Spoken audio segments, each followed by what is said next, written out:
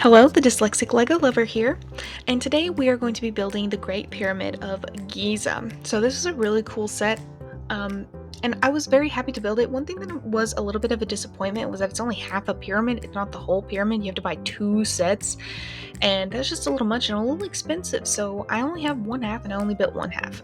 But I think you get the picture with only one half. And this booklet also has a lot of information and some fun facts sprinkled throughout the build. So let's start with the first page of information. The Great Pyramid of Giza is the defining symbol of ancient Egypt and one of the most iconic architectural structures in the world.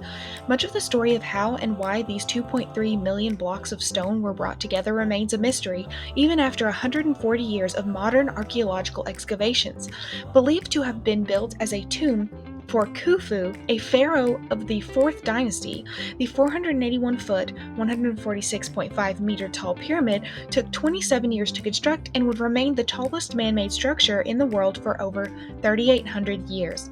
This LEGO architecture set is a celebration of this extraordinary feat of engineering and architecture, and attempts to capture a moment in time when ancient Egyptian civilization was at its pinnacle and the Great Pyramid was nearing completion. Okay, so we have a lot of information about the different elements that you'll see in the build. So first, the back shows a little bit of the inside. A sloping corridor descends through the pyramid's interior and branches off to the Queen's chambers and Grand Gallery. A narrow passageway at the end of the gallery gives access to the King's chamber. Two air shafts lead away from the chamber, perhaps to allow the pharaoh's spirit to travel to the afterlife.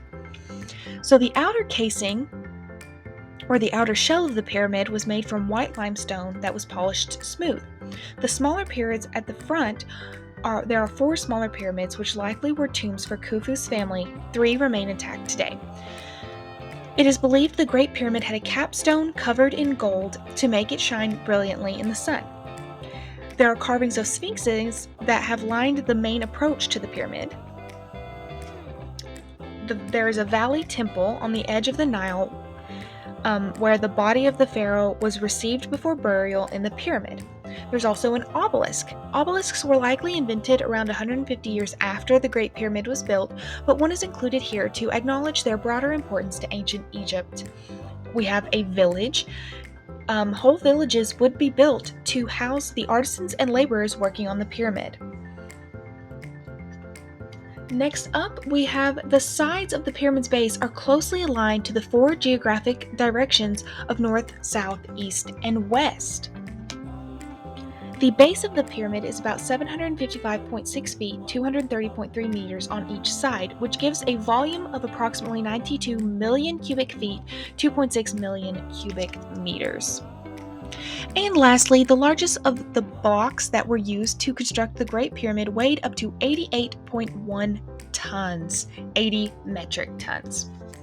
Thanks for listening and learning with me, and please enjoy the rest of the build.